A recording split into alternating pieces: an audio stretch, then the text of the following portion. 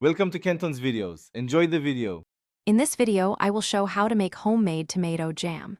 Start by selecting ripe tomatoes and gathering 3 cups sugar, lemon juice, and spices.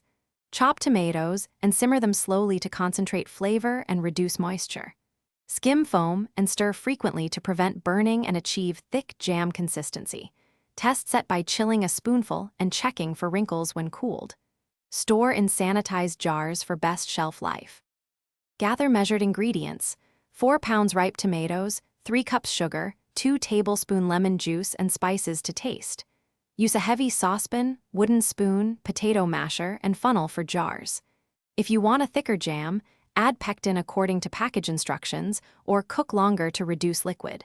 Sterilize jars and lids in boiling water for 10 minutes and keep lids hot until filling. Label jars with date and store in a cool place or refrigerate after opening. Please subscribe and like if you are finding this helpful.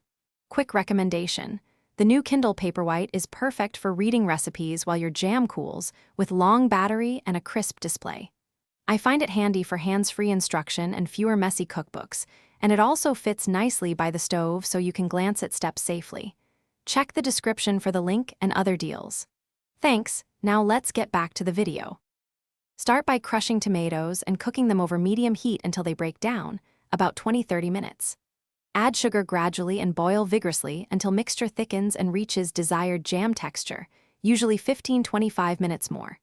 Stir constantly near the end to prevent scorching and watch for a sheet test on a chilled plate.